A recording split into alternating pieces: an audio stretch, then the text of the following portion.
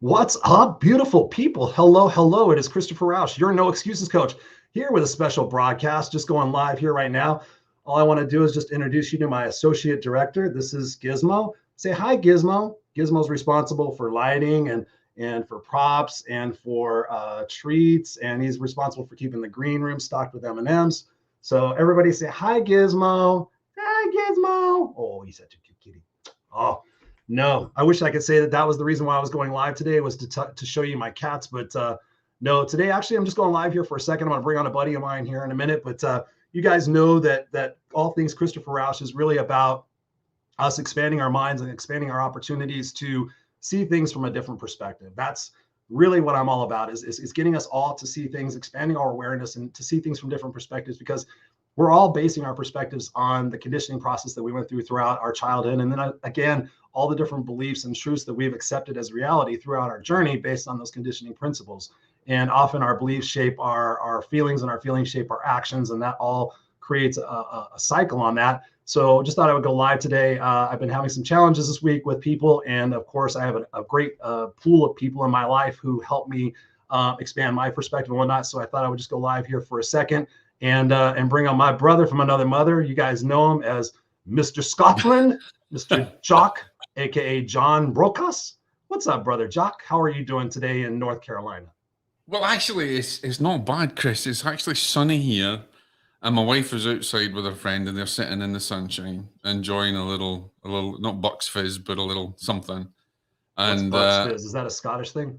no, I don't know. I don't think Or is that deer so. piss or something like As that? Are you guys weird? Asti Spumante is they're saying.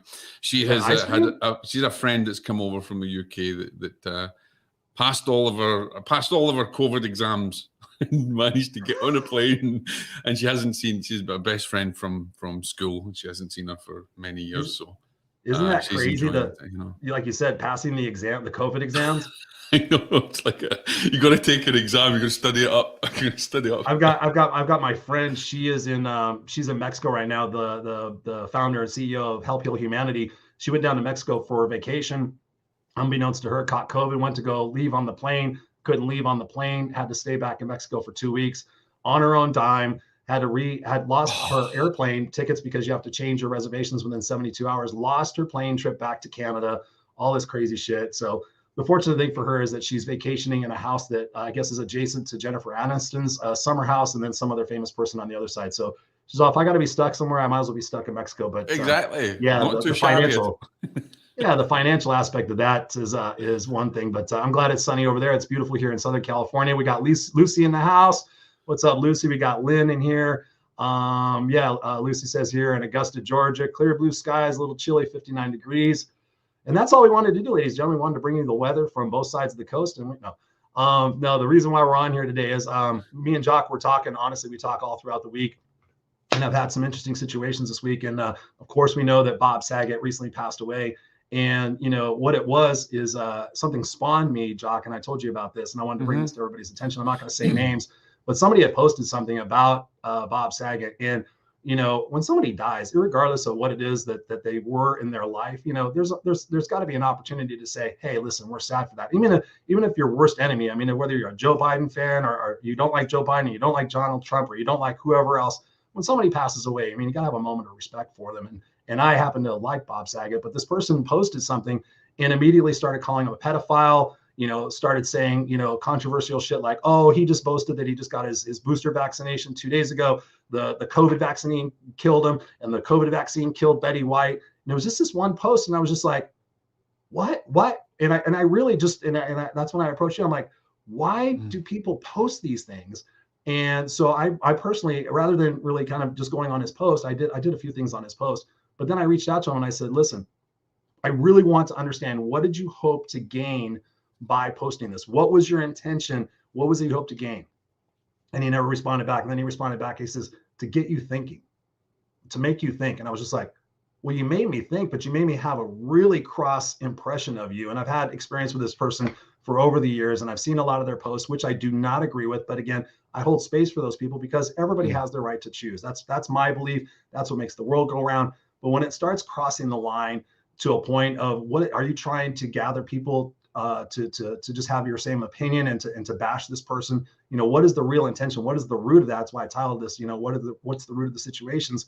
And I took it upon myself at that point. And usually this is what I do, Jock, is I'll see something I don't like. We've seen the memes like, John sees something he doesn't like and John keeps scrolling. And so I posted a couple of things on there and people kind of jumped on my ass a little bit. And I was like, you know what, I'm just going to let it be. It's not a big deal. But then I noticed that when things sit inside myself that still feel like they need to be communicated, I listen to that. So the next day I said, I got up yesterday and I was like, you know what, let me go learn about Bob. Let me see if Bob was involved in any philanthropic endeavors. Let me see what kind of family man Bob was. Let me see if he was ever convicted of being a pedophile. Let me just do some backstory on this and maybe I can illuminate some of these people. Maybe one of them will go, oh, wow, I didn't consider that. Maybe I'll be more careful when I post things.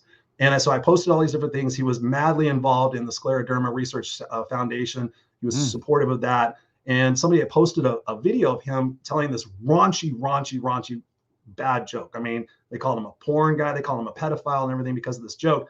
And so I went and I researched Bob Saget plus apology. And the reason why I'm sharing this with all you guys, because I took the effort to really understand and also not build a defense, but build an opportunity for people to see things from a different perspective. And I found out that joke was part of the Aristocrats. And some people don't even know what the Aristocrats is, where all these comedians went on there and said the same joke and they had to tell it their own way. And so it was this big thing. It wasn't necessarily a depiction of him being a pedophile. Some people were saying, well, if he thought of that joke, then he must have been thinking this and he must have this. And I posted back, well, I'm sure all of us have had thoughts that if we're published publicly, we would not be proud of. And I even put on there, I'm like, if the things I said 20 years ago were on film right now, nobody would follow me and nobody would like me because it would sound like I'm a racist, complete asshole. But all I was doing was being funny, hanging out with my homies. But now because of the cancel culture and everything else, so many people have these opinions and it just drove me crazy. And I was just like, what? And so I did. I said, I would love to invite you guys, now that you posted your stuff, please take into consideration these 5 things. And I posted all these different things about Bob. And I went back to the person. I almost said his name. I went back to the person. I said, hey, you said you wanted me to think, and I thought, and I went out there and found these things. I would love for you now to give me the opportunity to read these things and to come up with a different perspective, perhaps, of what it is that you posted, because what you posted was slanderous. And I believe it comes from a root area of where you're hurt. And lo and behold, and then you know this because you went and checked, he deleted the entire post. Yeah. And I was like, you fucker. You went out there and blah, blah, blah. These people suck and all this controversy and all this other. You didn't have the balls to sit there and say, wow, I didn't consider this, Chris. Thank you so much. We should all take a step back and look at these things and be careful about what it is that we post and the intentionality of what we post. And he fucking deleted. I'm like, you fucking coward. I was just like so pissed. Like, I've supported him all throughout these years. And he was like, well, you proved me wrong in front of public, so now I'm just going to delete it all. And then he went and still posted more shit. It was just crazy. What do you think about that, man? Where do you think that comes from? Do you know what? I have a saying, and you haven't heard me say this a few times, and I've pointed it out to you. And my saying that I teach a lot of my students is the truth is the truth no matter what. It is merely the perception of the truth that can be manipulated by man. Right. And the reality is that people manipulate what is the truth, or what they seem as the perception, to cover up their own fears, their insecurities, and also the big thing is to gather attention, because the more attention someone gets, the more it actually takes them away from what their problems might be. Yep. See, you and I can have an issue. You said something that was brilliant. You said something. You said that it stirred in my soul. I felt something. It wasn't right. And today I was coaching today, one of my students, and that's what we were talking about. How that you need to grow when your soul feels agitated about something. You don't feel comfortable in it, and so you know that's a point of contention within your soul, and so you need to become aware of that, take action on it, and grow through that. The big thing I think that we have, and this is the danger of social media, is that people tend to lash out, one, because their expectations are all out of balance. They are forced into following other people's perceptions without actually seeking answers to what may be the hidden truth.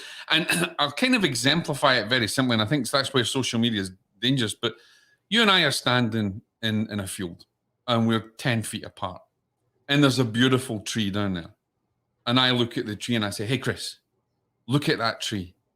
you are not going to see the exact thing that I see. Yes. Right? I may see the left side of it first, or the right side of it, or I may be drawn to the roots, or I may be drawn to the canopy of that tree. You are 10 feet away from me. Your perspective is different. You might see from an observer's point of view the whole story, the whole thing. But what are we really looking at? What is the truth that we see? What is the truth that we are drawn to, that we see? You're not going to be drawn to what I'm drawn. And people need to become aware of that, but they're not. And people tend to fall into it's easy to be attacked on social media. And it's easy to attack on social media because you are behind and you think you're behind a safe and secure wall that you can voice your opinion. And your opinion always comes from a place of hurt, anguish, anxiety, and ignorance, lack of understanding. Mm-hmm. And I have lots and lots of people. I say a lot of time, listen to the silence. And that's, it kind of sounds a bit weird to people, but people can spout off as much as they like, on online or anything else. I mean, I had it the other day. I put out a post. I never put out a post that's kind of controversial. I say, you know me, I'm all about kind of sowing seeds, but also I tend to try and seek the truth and try and share that truth, because we have an amazing capacity as beings to be able to choose. And so what I put out, and someone had wrote back to me, and as you know, my life as a medium on the other side had said, reading your post, which was untrue because it was a video of what I was teaching, shows me how much you don't know about the spirit world. And I says, well, okay, I am willing. That's funny. That is, yeah. I am willing. How many books have you written? A few, yeah. I wonder how many they've written. I'm on my fifth now. Right. The thing is I am willing to listen to what you have to teach so that I may learn more about what I don't know. Yes, so sir. The problem is that we don't listen to the silence and we respond through hurt. I could have responded and said, you, and went back and said this, and tried to defend myself. But why should I? I want to listen in the silence.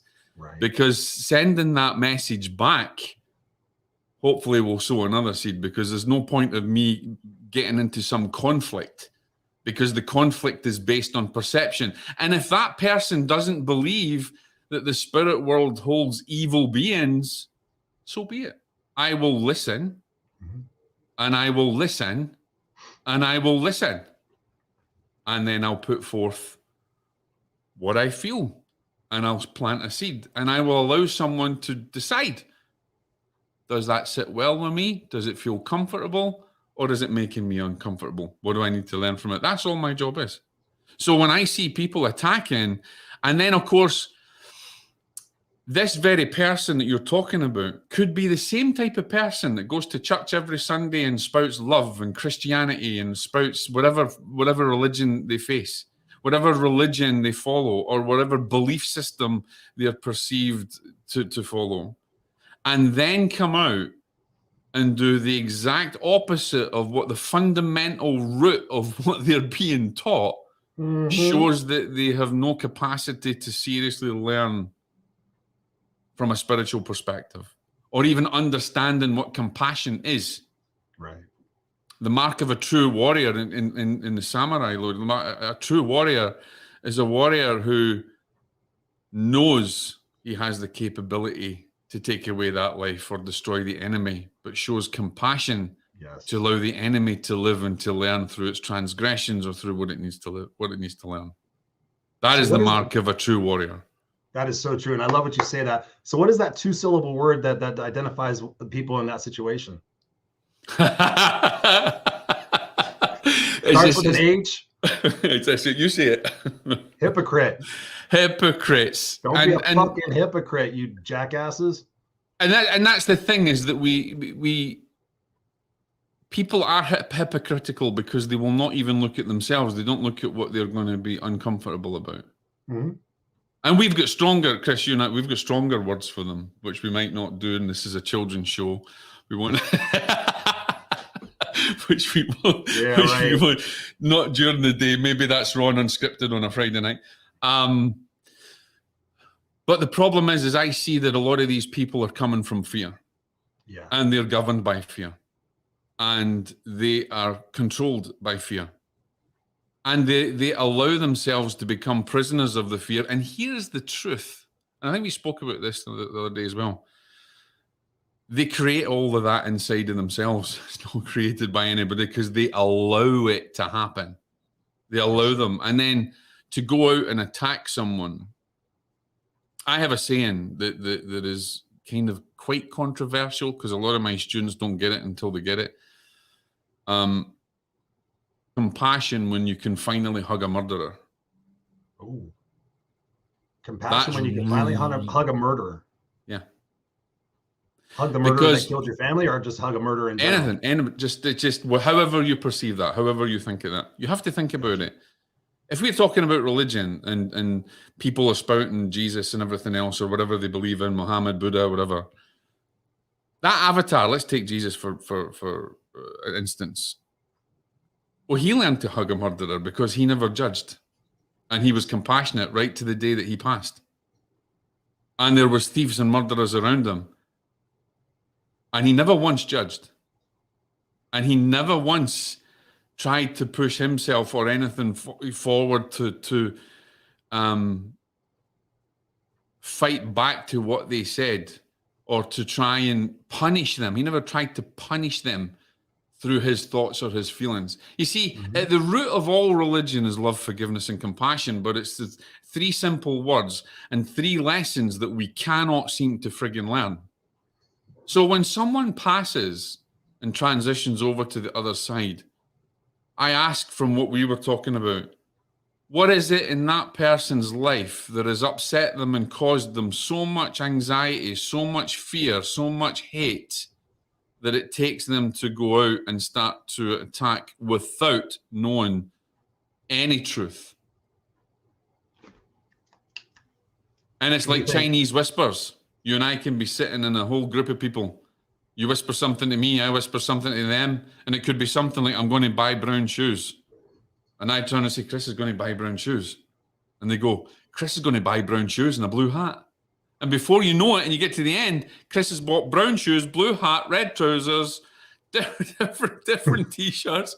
It all changes because people have, it feels like they're compelled to brandish or to put what spider's legs on a story so that it feeds them, makes them feel good, and also gets not expectation, or they're looking for attention, gets attention. Right. And it's you see it all the time. Their own shit. It draws attention away from their own shit, right? Well, if I can sit there and espouse about all this other shit, then I don't have time to deal with my stuff. But isn't a lot of that lashing out? Isn't that from internal hurt and pain? It is. I think the whole COVID thing, the presidential thing, everything is not about, it's about, I'm going to give it to the man. I've been held down by all these different people in my life. So this guy is a stereotypical person of who's held me down. So now I hate them. And now we have to gather all the people to get that person down as a symbol of what has held us back within our own lives. Right. Exactly. And one of the, I think a great question to ask someone, it's very simple. I spoke about this morning. Are you living your life for you, or are you living your life for someone else? Or are you living your life for someone else's perceptions? Yeah. Ooh, that's massive.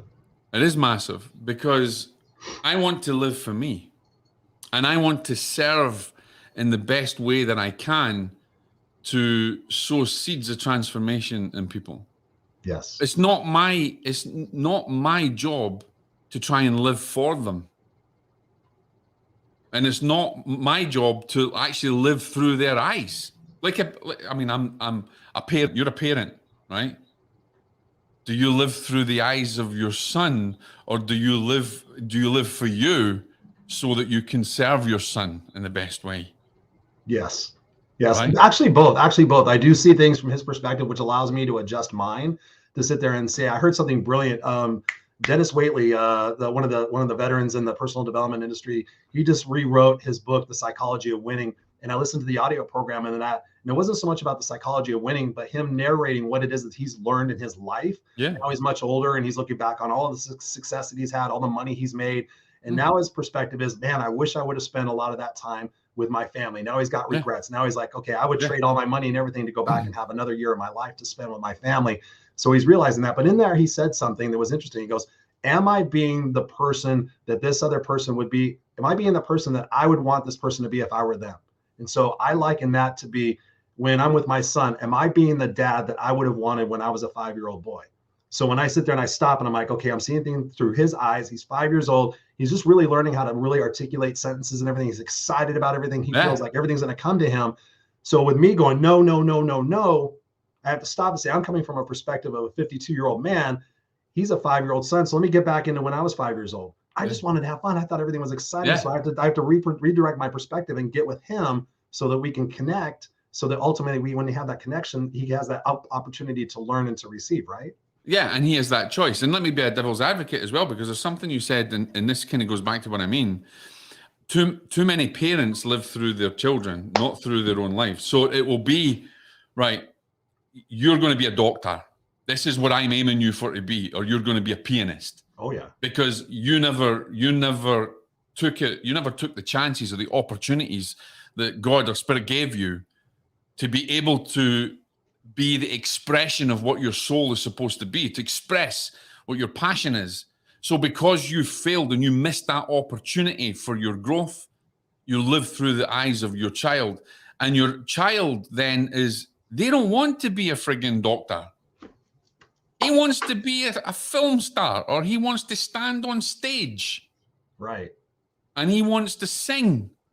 But you have got him down that path of you're going to be a doctor because you're living through his eyes or your child's eyes because of the missed opportunities that you have. And if we recognize that we don't want to live through our regrets and missed opportunities, we want to take every opportunity we have. But we have a great opportunity to look at ourselves every day and become comfortable with being uncomfortable and learning to listen in the silence and not judge.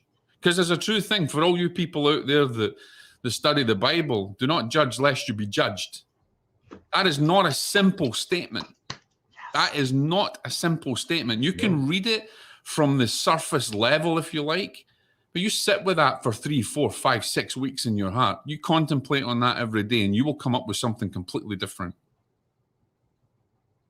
It is not nice to be judged, but you judge every second of the day and you don't realize it. And there's a difference between good judgment and bad judgment. So that sign, that one thing, that one statement that you're looking at on surface level has so many deeper levels to go into. The problem is that we don't learn it. And there's no point in you going to church on a Sunday and spouting love, Jesus, and praying to the world or Buddha or Muhammad and coming out and doing the exact opposite to cause hurt, suffering, and pain. Ask yourself, would Jesus have done that? Yeah. Would Buddha have done that? Would Muhammad have done that? We could go on and on. Probably not.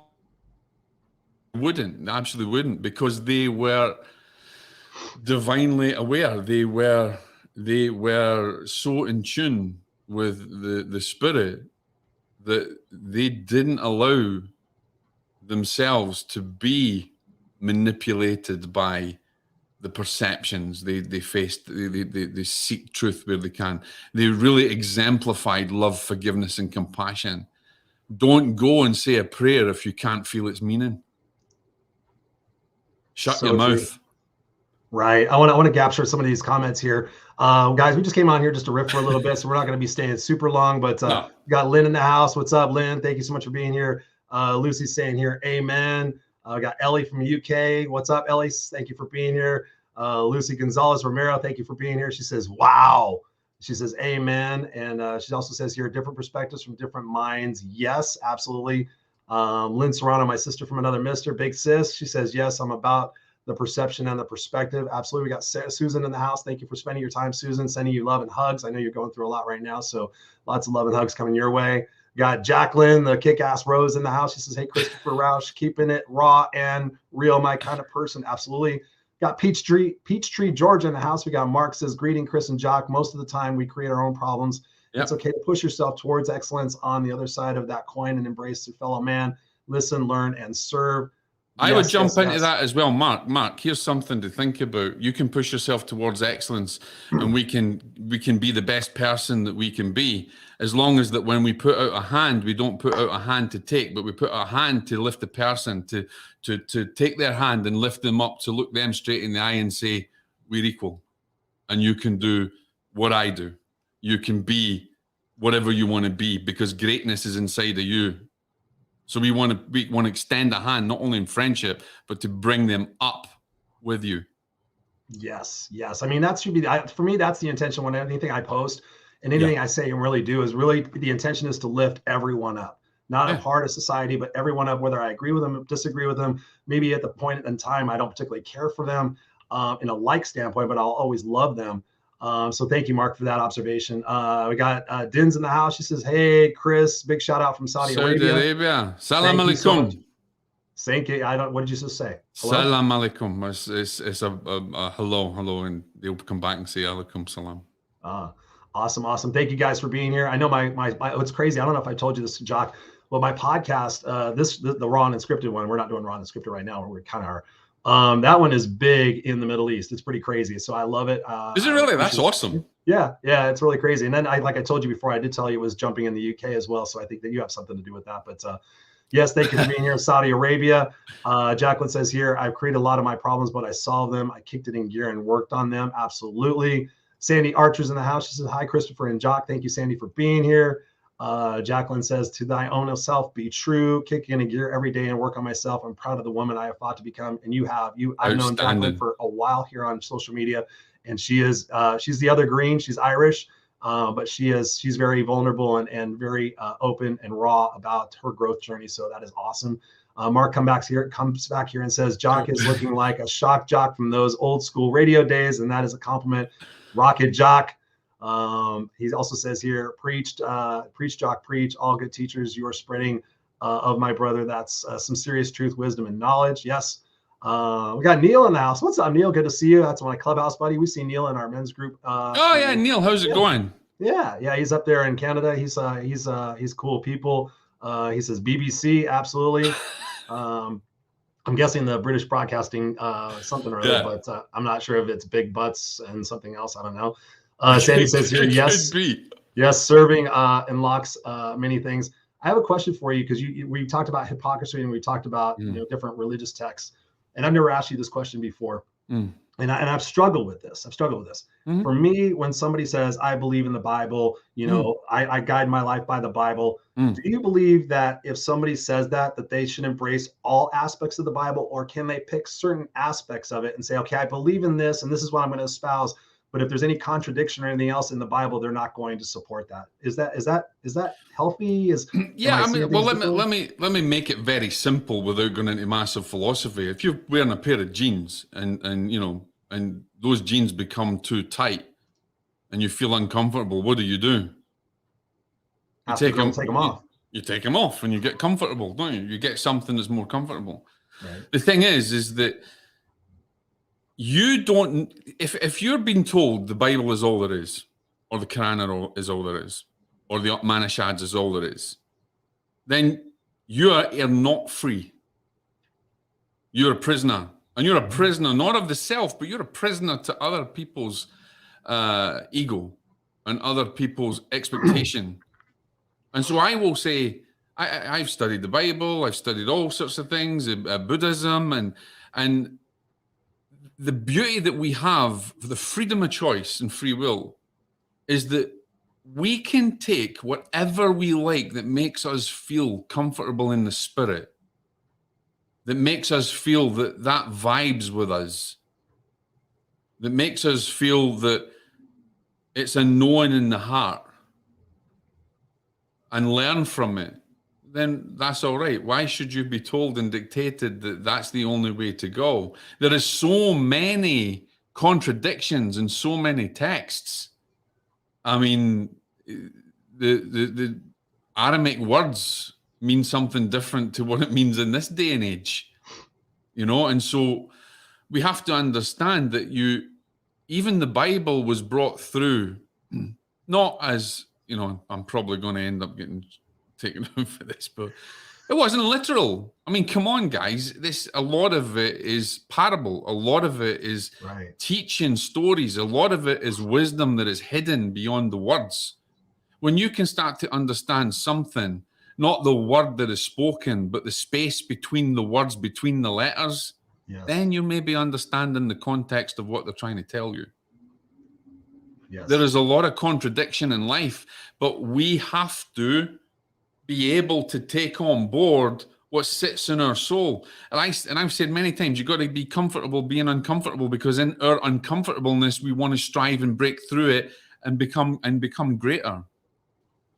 And so if something is not feeling right with me, I want to then investigate. Well, why is it not feeling right with me? Well, maybe it's not feeling right because that was a false perception of someone else. Maybe what I need to do is ask the greater questions internally inside of me so that I may find the answers and not someone tell me, here is your answer, and that's it. Right. No, we talked about an example yesterday. A client who said, you know, watched one of your videos and it made me feel as if I was turning from Jesus, yet I was talking about forgiveness. That's amazing. Where does it say that my words or the wisdom that I share on forgiveness is going against what someone else has told you is right and making you feel that you're wrong and making you feel frightened and making you feel scared? You see, again, even religion is controlling through fear. Mm-hmm. We don't want to control through fear. We don't want to live through fear. We want to break through fear. And I want to feel comfortable in my journey. And I also want to feel uncomfortable in my growth, because when I do, then I know I'm growing. If something is not stirring right in my soul, I want to look at it, ask the questions. I want to find out the root, the seed of it. And then I want to tackle it and change it and learn from it and move forward. I want to learn about my karmic implications and my thoughts, my actions and my awareness. The reality is on karma, ladies and gentlemen, that we create karma every second of the day from our thoughts, from our actions, from everything. Yeah. It's not just a simple case of what you sow, you'll reap. That's just a surface thing that's in the Bible. Look between the words, between the letters. Look between the space. When you meditate and hold that breath and you hold that space in the quietness and you listen in the silence. Mm-hmm. That's when you find your true awareness, and that's where you find your true passion, not by living through other people's expectations. Yes, and especially the media's expectations, especially the whole group thing. What is your thought on that? I know we want to respect time.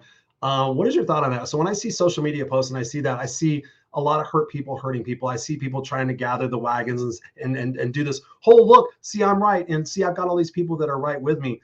What would you say to people to get them to break free from that mindset and to really kind of examine what it is and the reasons why they are doing these things? What is it? What is their intentionality of doing this? There's a lot of hidden agendas in social media. There's a lot of I want to serve and impact the world, which translate as to I want to film a course and I want to get this going and I want to make six figures and I want to make this and I want to manifest this and manifest that, and the universe will bring you this.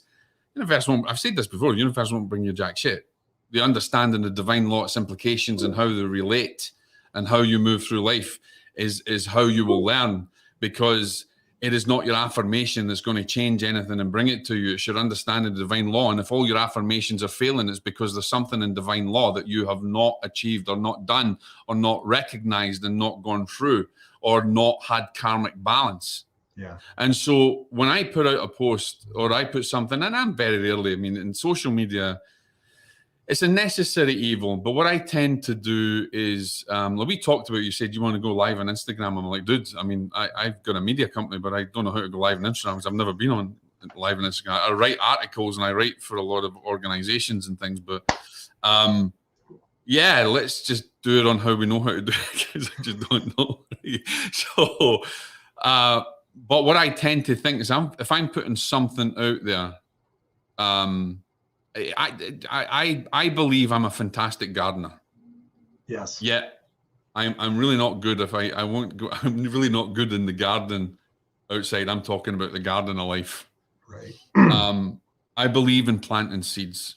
I don't want to turn around and say, this is right. This is what you should be doing. Boom. I want to put a statement out, and I want to put enough that it will stir the seed in the soul and make the person think and allow them to ask the questions inside of themselves. Yes. And to allow them to look for the truth like you did. You saw that post. You went to see the truth. You went to look for the truth. You didn't follow perception. Why? Because it made you uncomfortable. Your spirit knew there was something wrong and that it was coming from ignorance, hurt, and everything else. We can hurt many, many people on social media too easy. Yeah. Too easy. And social media is full of lies. No. Really. Because often what people put out is really not what's behind their agenda. Right. The greatest gift that you can give humanity, ladies and gentlemen, is the gift of service. And if you can serve with an open heart, with no expectation, with love without condition, then everything else is going to come to you. You've already planted the seeds, and the tree will grow and the fruit will sprout. Might not be in your time, but there's such a thing as divine timing. And that's divine law. And you can't screw with that, no matter how much you try. It's all in divine timing, because we all have lessons to learn. We all have to get uncomfortable and become aware. And so I see social media as something that I'm not totally really against it, because I run a content marketing agency as well, but I want to use it in the right way. Right. And what I think we've lost through it is communication. We've lost communication. We've lost the ability to sit and enjoy each other's company. We've lost the ability to listen in the silence. We are suffering from a disease called scrollitis. Noticed I coined that, and we can put that in the medical dictionaries later, which is the scrollitis about you. And I've done it. You go on, TikTok or whatever it is, and you're scrolling, you see something funny, and then you go again, and you go again, and you go again. And your like a slot machine. I just got on TikTok recently, and I'm like, my wife will spend hours on it. I can see how you can. Of course, mine's full of busty women for some other fucking reason. I have no idea. I've never been on there before. I've never been on there before, but literally, I've seen some fucking. I'm like, women do this shit. Where was I when I was dating? Good Lord, this is amazing. It's like it's crazy. Shop. You get lost. Well, I'm trying. I'm not going to use the word try, because when I use the word try, it means there's no fucking try. It means I'm using a victim mindset. So what I'm doing is I'm actively becoming aware and taking the opportunity to come off of it and do something that will serve others greater. So rather than spending, I'll take my time. I'll do my social.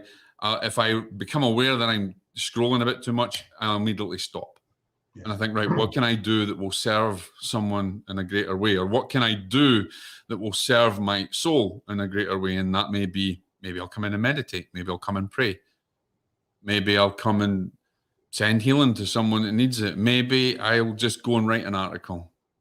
Or maybe I'll just go and contemplate something that will help me and try to get balance, i.e. karma, and everything that I'm doing.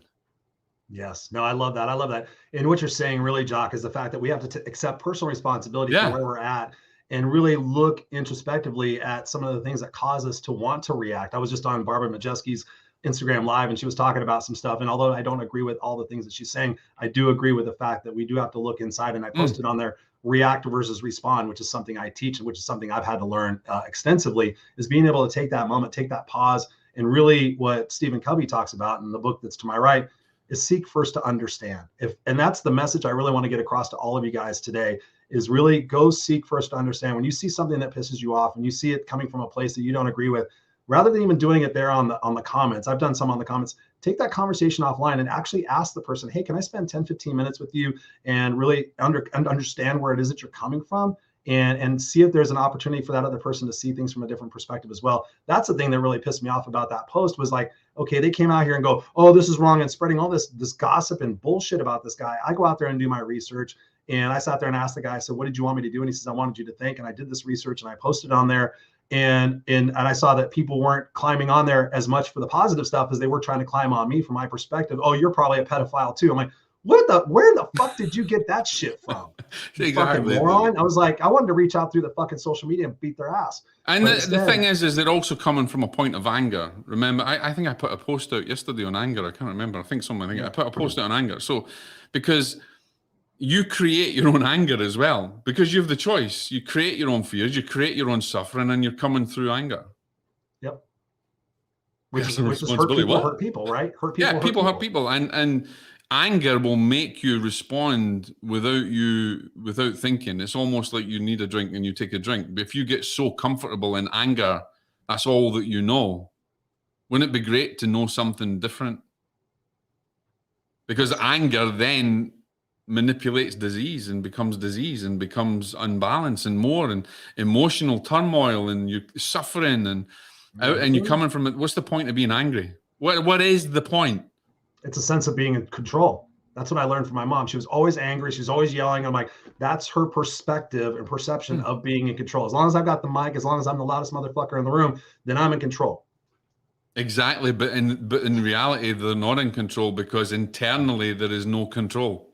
There's incongruency. Exactly. And so we need to be able to become aware of when we're angry, and to allow the flames of wisdom to burn anger away, rather than to allow it to just spread like a cancer. And that's why a lot of people respond. They respond in anger without thought. No one takes the time to think these days. That's why people actually think and grow rich. Think and grow rich. It's not exactly. Yeah. It's like think. Thoughts are things. It's energy. Everything is energy. And it's true. Thoughts are things. But also you have to understand that there's a divine law in operation here as well, and you can't manipulate that. And karma don't work without responsibility. Responsibility don't work without kindness. There's sub-laws and they all have a relationship. And when you're out of balance in one and the others are out of balance, that's why you don't manifest. And if you're going out and you're attacking people and things are not going on in your life, then maybe have a look at your life and how you respond. And then maybe you'll start to manifest things. Yes. That's a beautiful way. How much suffering are you creating? It's a domino effect. Mm-hmm. Absolutely, man. I thank you so much for jumping on this with me. We could go for hours. We've already proven that. I felt the need to take, and this is the thing that I really want to stress to everybody, and I know you'll believe this, Jock, is the thing when we choose to seek first to understand, and we choose to honor our soul and the inklings and the whispers that we get. For me, it was the opportunity to share this experience with others, to say, listen, if you don't understand something or you don't agree with something, don't just sit there and okay, that's them and all this other stuff. Let's start having the conversations. Let's reach out. I mean, there was another situation yesterday where somebody posted something about the vaccine stuff and about the government shouldn't have control and which everybody's got their point of view, their perspective and whatnot. So rather than doing it on the post, I had respect for the person who we have a good relationship with, a great relationship with. And I said, okay, I understand where you're at. I see where you're coming from. A few years ago, I might have had the same perspective. However, what are your thoughts on this? And I won't even go into it because I respect the person that much. But it was another aspect of what it is that she was saying that involves, something that's very controversial and important to some people. And she came back, she goes, wow, Christopher, thank you for throwing me that one. Because basically I was, in a sense saying, are you a hypocrite? Because you're saying, hey, don't do this. But then in a way you're saying it's okay to do this. So I want people to check their shoe shines. I want you all to sit there and say, hey, listen, where am I coming from? What's my intention with this post? Is my intention just to spread more fear and more controversy and get more people to jump on my bandwagon? I see so many people doing that. And that's where we truly shift the trajectory of this world, is by looking inside ourselves, Why is this causing me something? Ask myself, what am I making this to believe about me? What is it I'm supposed to learn from this experience? Because the things I tell people, Jock, and I know you believe this, is when I look back on my life, when did I learn and grow the most? When things were easy and comfortable? No, I learned and I grew the most when shit was challenging, when I had to go through hard times that I did not want to face. But on the other side of going through that became wisdom and intellect and opportunities to say, okay, wow, I stand corrected. Now here's a different perspective I have on this. And that's what we want for you guys. When you go through those challenging experiences, you come out on the other side a different person, and you can come out with inner happiness, peace, and self-confidence to where you don't have to react to a lot of those situations in your life. And that brings more life, more love and abundance in your life, right? Absolutely. I think when you can be honest with yourself, and even I've done it with my students, I'll say, you know what? Don't think if I'm standing here and teaching you how to meditate, don't think that I'm a master. Yeah. Because I have the same issues you do. And I'm willing to be raw with you and tell you, yeah, I still have the monkey mind and stuff, but I know that I have awareness of it and I can take action on it and I can change it. Yes. But also I don't force my opinion upon anyone else about it. I say, this is what I do, or this is how I feel. And if I can relate to you that I also have weaknesses that I work on, a great teacher is also a great student of the student he is teaching. And when I take anybody on, when I'm coaching them or anything, if I'm teaching in workshops or anything that I'm doing, I am not there as the teacher. I'm there as the student. And that's something that we must learn, that we are forever developing and forever being the student. And the minute we see ourselves as the great teachers and the great wisdom as teachers, we've failed. Because I want always to be a student of being a student so that I can learn from my students. So true. We all got to learn from each other. Got to all learn from each other. Charles Coachman says here, personal responsibility. What? Absolutely, Charles. Thank you so much for being here. Sandy says authenticity for real is lost. Everyone worried about their ego. Yes. That's one thing I stand behind, and I get compliments all the time. I even told you today, Jock, in the text we were exchanging, I said, humbly, I say that I get literally probably 3 or 4 compliments a day lately, especially about how I'm true and how I show up all the time. And I'm just being who I am. And I'm not, I cast love for everybody. I don't take sides. I have my beliefs and my opinions, and they're strong. But at the same time, I'm looking to understand, because I think a lot of what is going on, ultimately, we all want the same thing. We all want the same thing. And I truly believe that most of us are all the same. You strip us down, you show us in the middle, no matter what color, size, sexuality, preference, you split us down the middle. Inside, we're end of the day, we're all little children looking to be loved. Yes, that is so true. That is so true. Sandy says, thank you both. Pleasure, Jock, Sandy. I'm gonna wind this thing down. We got, by the way, if you guys are watching, we got the Unfiltered Experience tonight at 5 p.m. We got a special guest, Dan Gieselman, on. I hope I pronounced his name right. So that's going to be a great conversation. But brother, I thank you for being on here with me and jumping on and sharing your wisdom. You've helped me so much. And I just thought it'd be a great opportunity for us to come on here and continue the chat and just help other people perhaps having an awakening and a perspective. So if this, I hope we've done that. Yeah. Yeah. Oh yeah, we have. Yeah. And if this conversation has inspired you guys, please share this. Please share this, and not just share it, but share it with a few words like, hey, I got this from this conversation, because that will help other people see that you are a person, you personally out there in video and podcast land. I don't think this is going to podcast, but you guys are out there seeking to understand, and that together, as we raise awareness, if it's just one person out of 200, that one person goes, hey, you know what? Maybe next time before I post, I'm going to give that some consideration, and maybe I'm going to seek first to understand. If we can start doing that, the world will massively change, and that's my intention every single day. So we love you guys. And any final words, Mr. Jock? Go and throw a pebble in the pond. Go throw a pebble in the pond. And see how its ripple gets to the other end. And that's all you need to think about: your thoughts, your kindness, and your actions. Think of it as a pebble you throw in the pond that ripples to the other end naturally. Yes, yes, yes, yes. You're brilliant, brother. I love you. I so appreciate you being in my life. I enjoyed it, Chris, as always. All right, ladies and gentlemen, that is it for right now. This spontaneous little special live here with myself, Christopher Rausch, and Jock Brocas. Please connect with us in any way, shape, or form, and please share this out. If you're watching live or on the replay, thank you, thank you, thank you. We love you guys. Stay misfits for life, and we'll see you next time here. Peace. Peace. Peace.